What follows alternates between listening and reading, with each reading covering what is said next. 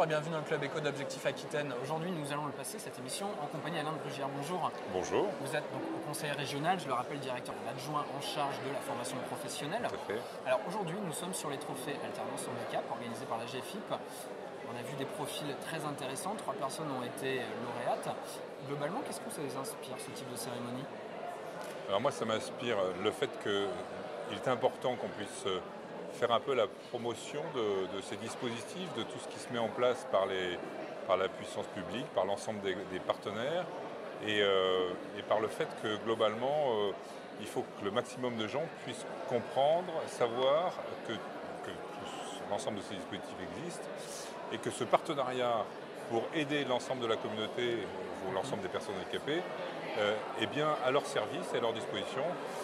Et moi j'aime bien le proverbe africain qui dit qu'il faut tout un village pour faire un homme. Et bien là il faut tout un partenariat pour faire qu'un demandeur d'emploi, et de plus s'il est handicapé, puisse trouver sa voie et pouvoir participer à son autonomie professionnelle. Quel est votre sentiment sur l'insertion des personnes handicapées dans l'entreprise? On dit beaucoup qu'il y a du mieux en Aquitaine, mais qu'on peut encore faire mieux. On peut toujours faire mieux.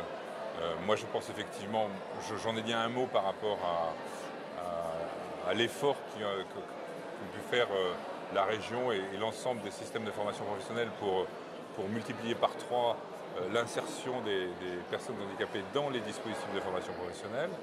Et je crois qu'aujourd'hui, dans les entreprises, ça se répercute d'une certaine manière, mais il est certain que encore dans beaucoup d'entreprises, sans doute souvent trop soucieuses de leur court terme, de leurs difficultés, etc., n'ont pas toujours le temps de la prise de recul nécessaire pour permettre effectivement de passer à l'acte. Parce que l'important, c'est bien à un moment de passer à l'acte. Et c'est vrai que dans les histoires qu'on a entendues ce soir, eh bien, les gens sont rentrés dans une démarche d'embauche de compétences parce que c'est par là qu'on rentre, et se sont aperçus après, mais c'est quand même une personne qui a un handicap.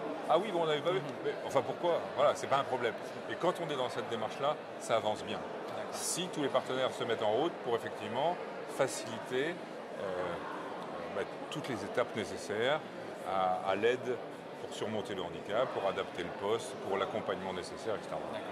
Pour conclure, un mot tout simple sur les actions concrètes qui sont menées par le conseil régional pour améliorer la situation, pour aider à la formation, parce qu'on sent bien que c'est là que vient le principal problème.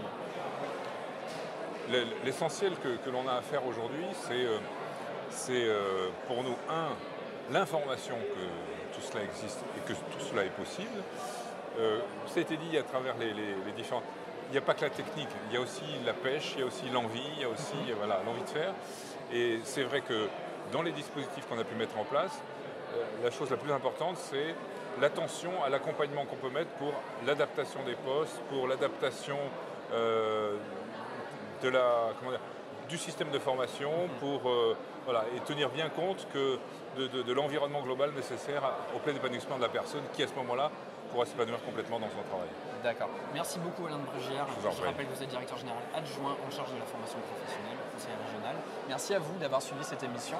Rendez-vous demain à nouveau pour le Club Éco d'Objectif Aquitaine. Je vous souhaite une bonne journée. Au revoir.